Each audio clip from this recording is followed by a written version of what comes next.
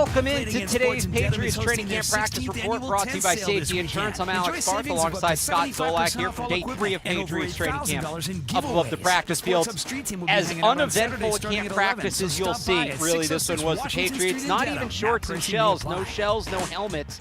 Some bucket hats, as it was really a walkthrough day. Mike Vrabel said before practice it was going to be a slower day. They were going to be doing some install, third down, red zone, all at a jog-through pace. So we can analyze a little bit in terms of who was out there and who wasn't, but really tomorrow's the day. Vrabel said they'll speed it back up tomorrow. I assume they'll test some of what they installed today. So we'll really get the answer tomorrow on how today went, but just from your experience, Zoe, what's the importance in a day like today? What are players learning in a day like today? Well, it goes to show which guys are going to be paying attention. And as you start to separate here, when I say separate, you start separating on a day like tomorrow, you start looking at the skill groups, who's running with the ones, who's running with the twos and threes, and then when you put the pads on, that's where you really start to tell next week. And then you get into game mode when the commanders come in and you get your joint practices going. So it's sort of that slow build, and it's just we're trying to pace some things with the new guys. And Vrabel's one of those coaches that if you're not paying attention and if you're not getting on the train, the bus is going to leave and the train will depart the station. You can tell at the tempo of camp. I think that's one big thing that I've seen here. Even the stride and stretch period, which is usually where you're stretching, it's sort of like, hey, everybody spread your legs, sit down, count to 10, touch your right toe, then we'll do left. And everybody's usually BSing. They're moving throughout that. It's almost like an aerobic type stretch. And I think there is a sports science element to it. We had Marcus Jones on today for one of the camp interviews. And last year was a big emphasis on running that hill over there. When May led the team, remember the win in Cincinnati? Take him to the hill, right? Take him to the hill. And Marcus said, we haven't done much of that. It's like we've sort of done other elements of that. But I'd be interested to know what things they do and what they don't do. So they do study that in the offseason, see how it benefits teams. And, does it catch up with them around week 6, 7 and that? Do they alter it? It includes diet, training, nutrition, everything. So, it's a pretty smart group, I think, that they're led by. And I think the one thing you watch, there's not a lot of looking around like there was last year where you have play sheets and what do we do here? Which one are we going to? Everybody knows where they're going. They're on the move, and they maximize every single second that they're out there. Yeah, that was one thing I noticed today. As much as they, it's tough to say the tempo of practice was up, right, because they're jogging through all these plays. But they got a lot of plays, and they weren't out there very long. It was a short practice in terms of the total time on the field. They got a lot of plays in for what this practice was, which I think is encouraging. And I think, like you said, it's a smart group. There's a plan. Last year, to compare and contrast it, last year they'd go out there, they'd stretch, they'd do a period of 2 or individuals, and then it was boom, you're into 11 on 11 full speed, and that was most of practice. And it was exciting to watch, but we saw ultimately what the results were. This year feels a lot more nuanced, a lot more broken down. There's a lot more focus on the details. We talked to Caleb Von Chase on after practice, and he said, a day like today, you really have to be focused on the little things and the intricacies of what you're doing, whether it be footwork, whether it be hand placement, whether it be just where you're lining up, things like that. So it does seem through the first 3 days, and it was pretty up-tempo the first 2 days. Today, again, slower. Vrabel said tomorrow they'll have more speed, and then the off day on Sunday and the pads on Monday. It does seem overall through the 3 days, my big takeaway last year compared to this year, there's just a lot more focus on the little things, a lot more focus on the details. And maybe it's not as exciting to watch itself when you're down here on a day-to-day basis, but the goal isn't to have exciting training camp practices. The goal is to put a team out on the field that can compete and win games when we get to September. There was a lot of short runs today. You could tell everything was condensed. It seemed like short yardage goal line. But you know who benefits from a day like today? It's Drake May, because it's the high repetition of getting a play call, getting a huddle, breaking a huddle. So he's getting a 0 out slot. Let's go ride 34. So he's already thinking formation. I'm handing off to the right. Then we're huddling back up. What's the personnel group coming in? We're going twins here. Let's go twins out slot. Ride 34, boot at 8, 239. So it's like processing and just going through osmosis in your head, the actual play call, so I can visualize it and then run it. So that's going to help a guy like May today in the quarterbacks. I'll throw this out there, too. We'll get to it in a second. If you guys have any football questions for Zoe, throw them in the YouTube chat. I'll relay a couple of them. They told me you could say shit and fuck on this channel. You just did? There we go. There you go. We're off and running. That's what we're looking for. That was the main question. That's what people were looking for. So now that we've gotten that out of the way, any football question you have for Zoe, I'll ask you in a sec, but I want to ask you about one more thing. We talked about the alignments today. Jared Wilson still mixing in at center and guard, played both guards today, actually, very briefly, but got a couple snaps at right guard. You talked to Garrett Bradbury, who's the other center competing. He talked to the media, did a press conference as well, and talked about the intricacies of picking up the verbiage of the Josh McDaniels playbook. Right. I think I heard he talked about that with you a little bit as well. What did you make of kind of where he's at in terms of picking up the offense? Well, he said, going back to April, his head was fucking spinning. So, like, you're putting in, a ton of extra flashcards in his book, knee deep in it. And that's, David Andrews is going to be on with us once a week here during the season. Can't wait to start talking with him next week.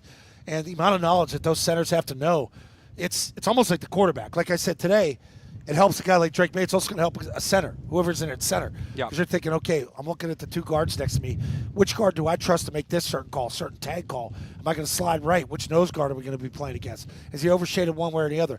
This is all the stuff the center has to process. You didn't have to do that in a West Coast offense. You just called the play and ran it, which is just boneheaded to me. I don't understand why you ever want to do that. You want to give yourself the best chance to succeed during a play, and that's kind of what Josh is going to do here with these centers. First question in the chat here. Jalen Polk, who, by the way, was not out there again today. Bye. Mike Vrabel talked about before practice how important it, well, because he was asked about him. Yeah, I know. How important it is for him to be caught up. And that was basically the question. Like, is this it? Is the Jalen Polk era over? Pretty much. Yeah, I mean, it feels that way. I mean, you listen to all the beat writers, too, that cover the team, and guys like you. You have your 1 through 5. Guys like Kayshon Boutte are light years ahead of him and Baker, and I guess Baker's even further down the totem pole. But it's sad because it's pick number 37 from a year ago. You see the Lab McConkeys, the other guys, the Cooper DeJeans that went after him, and those type of players that you could have had. That's what, it's not me about losing Polk. Yeah. It's about, you're thin a linebacker. You could have a backup to Spillane at Mike linebacker. You could have an edge guy that you drafted. Your corner, your number 2. You could have a number 2 corner that popped last year. Like, you didn't have to go and pay Carlton Davis the amount of money that you paid him, $20 million a year. That's the part that you lost out on. That's what frustrates me. Yeah, and he's buried deep because Kayshon Boutte still very involved. He's a guy some people Polk's thought would be a lost cause. You're not getting anything out. Yeah, Baker was getting open the first 2 days. Now it was against the threes, so take that with a grain of salt. But I'll give him credit where credit's due. He was getting open. What's been your biggest surprise through the first 3 days about the team? I don't want to say it's a big surprise, but it's Campbell. Like I'm every question I'm asked about this team, it's going to really come down to, how's Campbell playing? Yeah. I watch him out there, the way they break the huddle, the way he's in on every play. I know they rotate some guys through, and you have to do that. But talking to people that I know that I trust, and then you have guys on like Morgan Moses yesterday, Bradbury today. They're like, they speak the world of him. Kid's in early. He's working hard. I think he knows the pressure that's on him. And if you realize that, all eyes are on you. The criticism of the arm size. There's nothing he can do about it. That's the way he's born. That's the way he looks. But now, can he compensate? Can you go out and play? Can you get that fit? It doesn't matter if you're 6'3" or if you're 6'7". If you're on your game and you're moving your feet, you have good leverage, you're going to win in this league. And I love his attitude. I like the way he's approached it. And if he can do that and be a good pro, it's the way Matt Light was built with Brady. He could be your backside tackle for years to come, 6-7 years. So hopefully, he's going to really play himself into this position. What do you think of Drake May as a leader so far? I like what he said the other day. Some guys around here are sick of losing. It feels like that means it feels like it's your team. He couldn't say that a year ago. That's part their fault that they gave Jacoby Brissett the keys to the car. Drake, you're number 2, and you got to play your way into it. When you're told you're number 2, you act like you're number 2. It's a lot different. You see the way Jaden Daniels acted. You see the way Drake May acts this year. This is his team, and I think that's a good job that they did get Milton away from him, because there's no threat behind him right now as you watch these other guys throw. This is Drake May's team. Last one, because I've heard Beatles say you guys do uniforms on your show 10 to 2. They announced the Ravelry uniforms today. What are you expecting? Or can you give us anything? I don't know, but I do hope that you remember when Gino Capoletti played, there's this the tricorn hat. The tricorn hat with the number. Underrated logo. It is one of my favorite logos. It's almost like the old Buffalo Bills logo with the little buffalo on the side of the helmet. Yeah. Something like that would be kind of cool. I'd like to see a different colored pant or something, but I'm a little leery of it based on what these other teams are releasing as their, what do you call it, a rivalry? Rivalry. It's like City Connect or City Edition or I'm whatever. not a City Connect guy. I'm not either. I hate it for the Celtics. I hate it for the Red Sox. I'm not a City Connect The good news guy. is I think they're only doing it once, at least this year, so we'll see. See, I understood the City Connect, even though I don't like the blue and the yellow, because I love the Red Sox colors, the classic white and red. There's nothing in blue. There's nothing that pops like that on a nice sunny day at Fenway. But I do understand the marathon connection here, and what transpired a couple of years ago without bringing it up, the bad part of it. We'll see. We have more on that, and of course more on practice on the Sports Hub YouTube page. We'll have these shows. I'll be back tomorrow. Zol will be back with me me on Monday. on Who are you doing the questions with tomorrow? That's a good question. I don't know. It might be Gasper or Murray. Good. If they stick around, we'll see. You'll have to tune in tomorrow to see. Subscribe to the Sports Hub YouTube page. Good fucking job, Barth. Wherever you get your podcast. Good fucking job, Zo. Attaboy. Wherever you get your podcast, Patriots Hub podcast, you can find it in your feed there. And, of course, myself and Matt Dolph have more coverage of today's practice and all of Patriots Training Camp. Talk to Christian Wilkins. You in on Christian Wilkins? Any interest? I'd like to know how the foot is. That's the big question, isn't it?